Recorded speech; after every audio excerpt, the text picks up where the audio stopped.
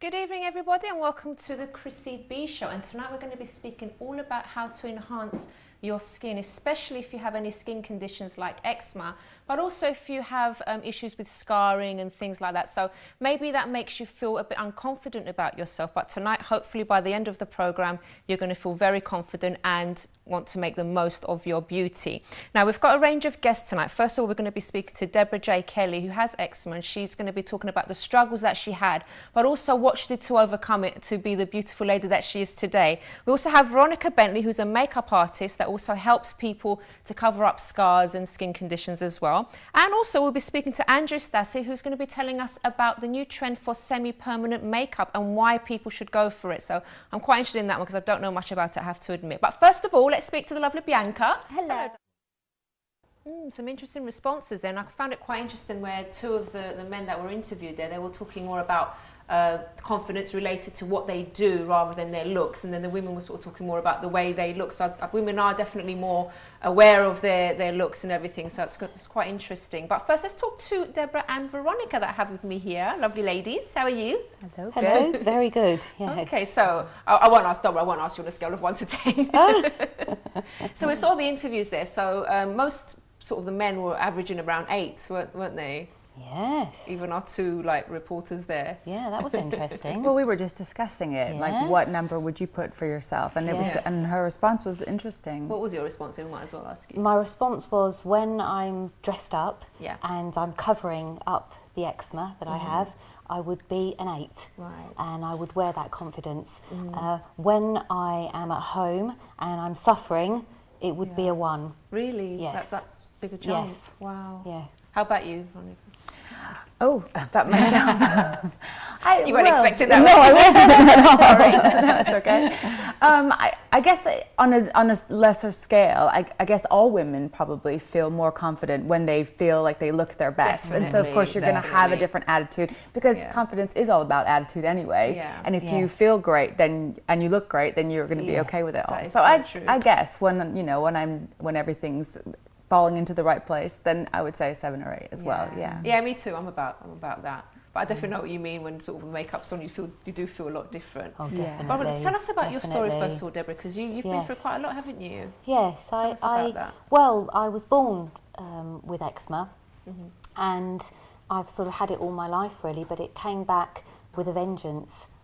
When I was in my 30s, it got really bad, and it resulted in hiding away actually, because of the responses I had from people when they did see my skin. It really, was weeping. what kind of thing would they say? It kind of looked like burns, and people would just yuck, really, and you would see their faces change, and I'd have to wear bandages, and it resulted in septicemia. It was quite serious. It poisoned my blood, and so I went through that whole process of trying to get advice. I was taken under hospitals, and they had all these new wonder drugs and tablets and steroids and just absolutely everything. But how were you feeling as a person, as a woman going out and stuff? How was that affecting your relationships maybe, or work and stuff like that? It affected everything, because when you're looking for a cure,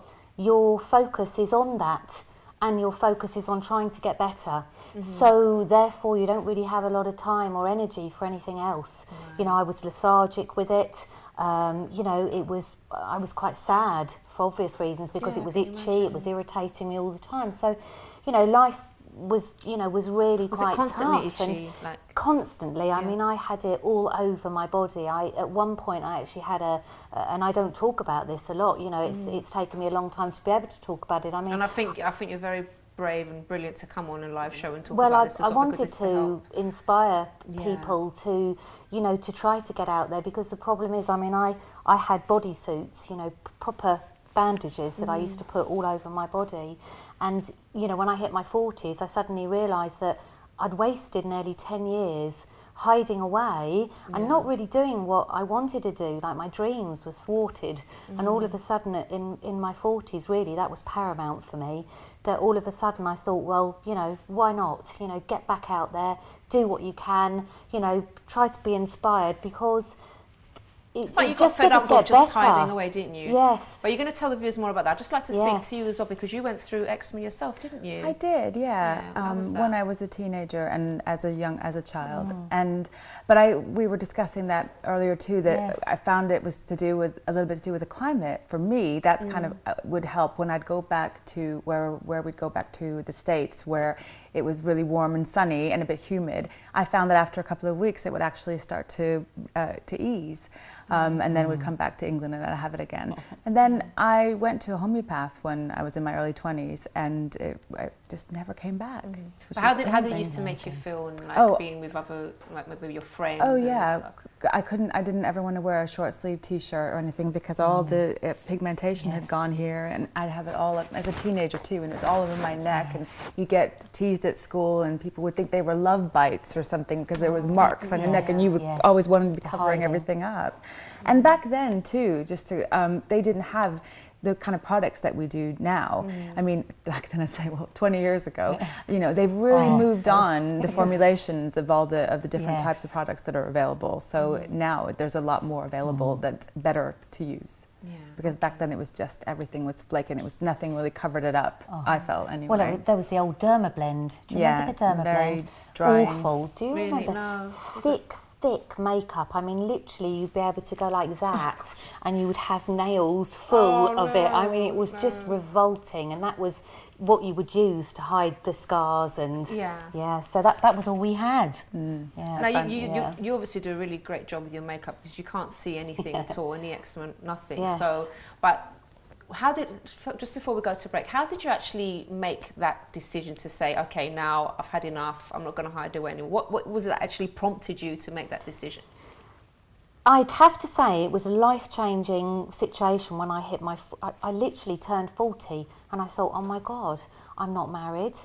I've worked so hard for different things, but I don't want to share it on my own without a husband. And I obviously have a lovely husband now, so I'm very lucky. Sitting over there watching. And it was just a thing of, well, let me experiment. Let me see whether there are things that are available that could help me to live with what I have. Do you wish you'd done that earlier? Yes. Because it's like you maybe missed opportunities. I'm making up for lost time now. I feel like, although I am 47, I feel like I'm 30, and I feel like I've rediscovered. Yes, you don't look it at all. She doesn't look it at all, does she? It's probably the makeup that I've discovered, but I suddenly feel like I've got so much to do now in such a short space of time, because I really do feel that I wasted a lot. Don't get me wrong, it's still a struggle. I mean, I still have to wear bandages at night sometimes. I'm still taking steroids But the great thing is that you did something about it, and that's what the whole show is about, because we want to inspire viewers. So if you are watching and you're going through something like this and you're hiding away, you're thinking that you can't achieve anything in life because you don't have the confidence, we're going to change your mind by the end of this program. So do join us afterwards, and we're going to be speaking more to both of them.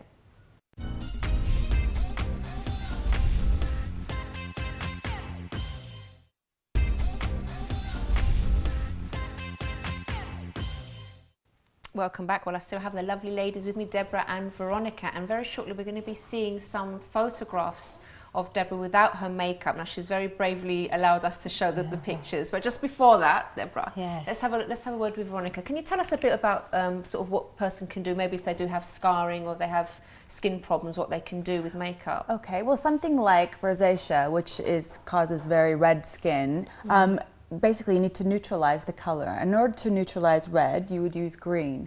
So there are a few companies that do a primer that you would put on perhaps after your moisturizer and before your foundation, and it has a green tint to it, and that helps to tone that down. And then you would just layer thinly with your foundation, and then set with a powder on top. Any concealer goes on after the foundation as well. But with that green tinted primer, it really tones that down. So that would be something for you to try. Definitely. And you can get palettes as well. They're concealer palettes that would have the range of all those different colors, so you neutralize different things. So the green would be in that as well, and that's great for anything that's red, like so any blemishes that you would get or any scarring where it is that towards that color, it would take that away. My sister used to carry around this green stick actually, because her nose used to go really red, and she used to just sort of it was just a green stick that she used to carry around like a lipstick. But that's what works. Yeah. And I think also there's great new formulations now.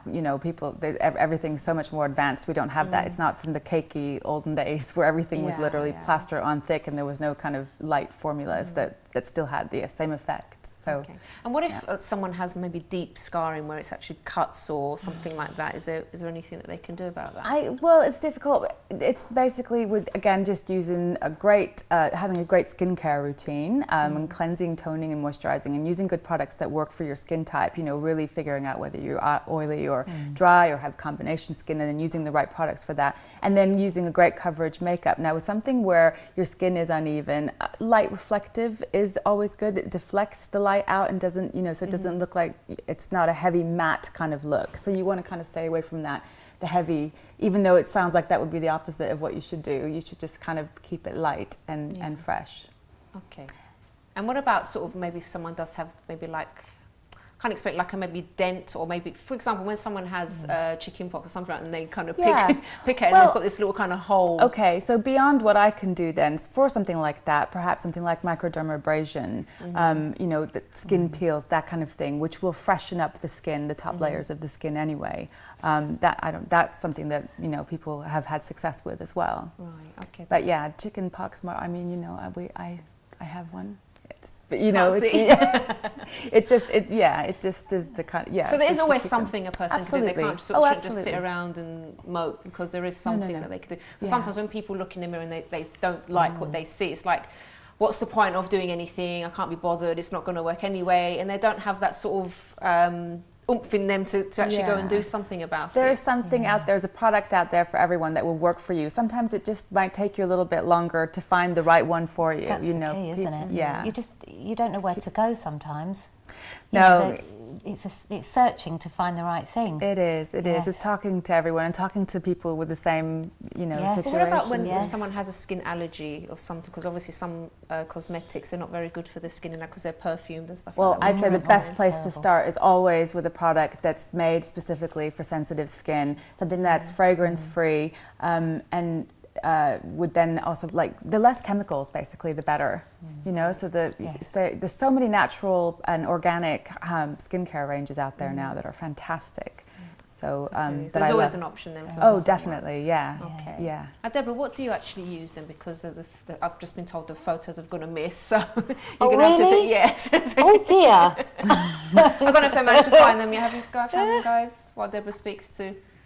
No one's talking to me. Okay, so just tell us about what you do then to cover up the eczema and the kind of things that you. It's quite interesting because Veronica was talking about microdermabrasion, and I actually founded a beauty school, which is henceforth the eyelashes and the beautifying. I'm absolutely loving it, I have to say. But all of these things would be contraindication for me. Things like microdermabrasion because of the rosacea.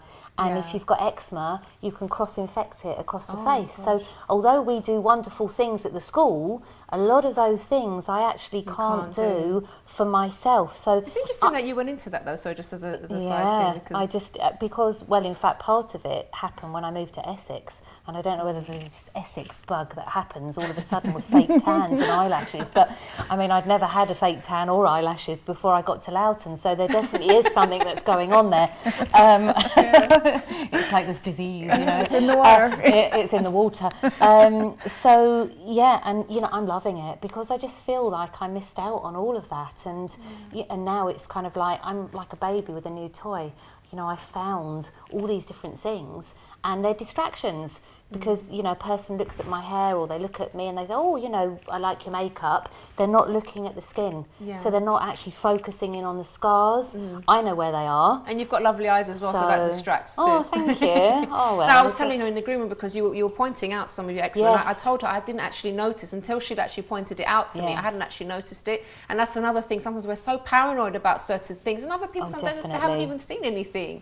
They're just sort of taken by something else about your character maybe, or your eyes or something else. They're focused on something completely different. But it's us when we start, oh, I don't like my ears, oh, I don't like my nose, I don't like... look at them. And then they start sort of staring and it's like, just don't say anything. They probably haven't noticed. and that is true, because if I do point things out, people notice the hyperpigmentation. So the colours come out of my skin. And then, of course, they start looking for, oh, yes, I see. Oh, yes. And there it goes. And I used to walk into a room and think that people were looking at me and looking at my skin, because that was the part of me that I wanted mostly to hide. So I really understand Veronica here, because in my 20s, I would not show my arms at all. Literally, I would have long sleeves on all the time. You know, I would always be hiding everything. But the one place you can't hide it is the face.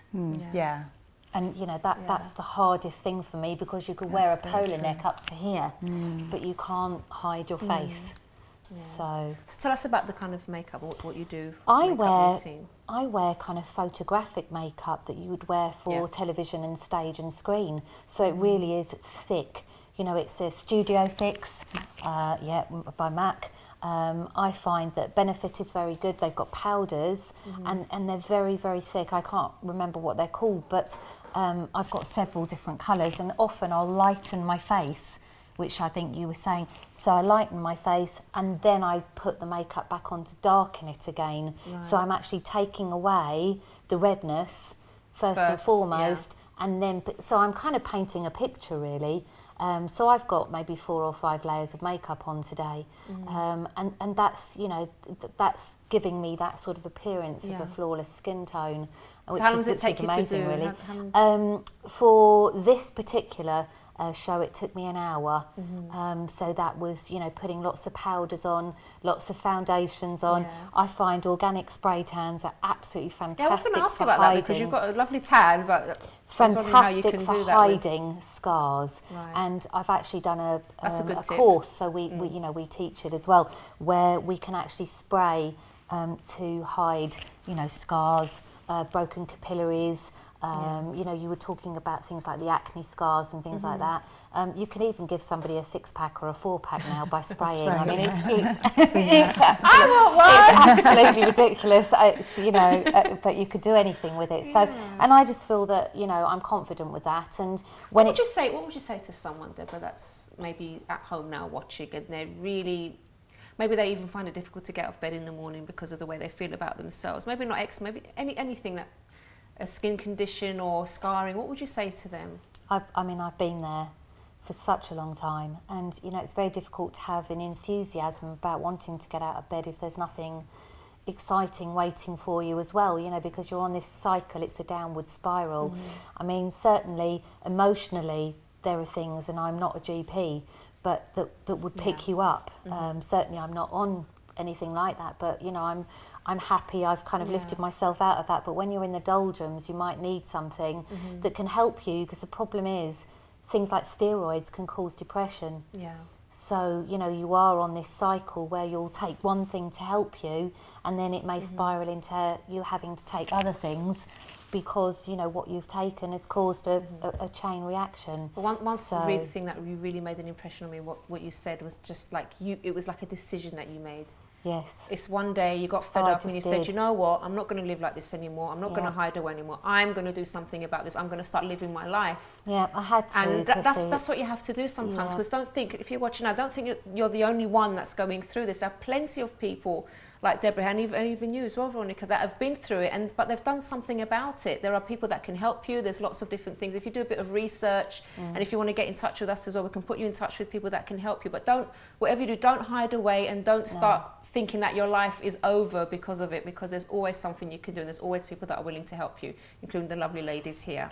But we are going to go to a quick break now, but thank you so much, and keep doing what you're doing. I think it's brilliant. And Veronica, thank you so much for your advice as well. No, thank you. And if people do want more information about our guest this evening, you can email me on chris@chrissybshow.tv, and also you can visit the website chrissybshow.tv. Okay, so ladies, would you ever consider semi-permanent makeup after seeing that?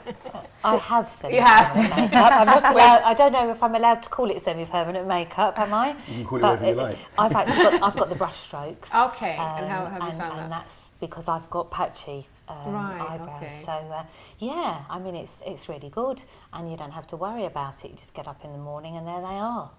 So, shower and go. Exactly. You see, you haven't got to worry about them smudging at the end of the night, and you've got one up there. So that's the point. Yeah, I have to stop myself from doing that, because I've got some.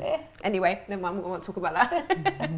But definitely, definitely for the eyebrows, I think it's great because, you know, eyebrows are quite difficult to maintain sometimes, and so it's definitely a good thing. They're the one thing that they thin out as well with age for everybody, regardless. Yes. And people overpluck, don't they? They get a bit enthusiastic in their teens and early 20s. I've done that before several times. Still haven't learned my lesson. Yeah, they don't tend to grow back as easily. All right. Well, thank you everyone so much. Thank you, Andrew, for that. So like we say, you know, as I said before the break as well, there's always something you can do to enhance your beauty. Remember, you do have your own beauty. I can't remember the exact words of someone that we interviewed there. Oh, what was it she said? It was such a good quote, and I can't remember what she said now. She said, make whatever you, make whatever you have. Anyway, basically what she was saying was that everyone has their own individual beauty in some sense, and you just have to make the most of what you have. Don't compare yourself to other people. You're not that other person. Believe me, if you go and speak to that person, they've probably got their own hang-ups about something. Just look at yourself in the mirror, see what you've got that's lovely about you, and make the most of it. That's all, and that can also build your confidence. But thanks so much for watching the show today. Thank you to all my guests tonight. And if you do want more information, like I said, do visit the website, chrissybshow.tv. And it's Friday today, so do have a wonderful, wonderful weekend. And we're going to be back again on Monday with more great topics to talk about. Bye-bye for now.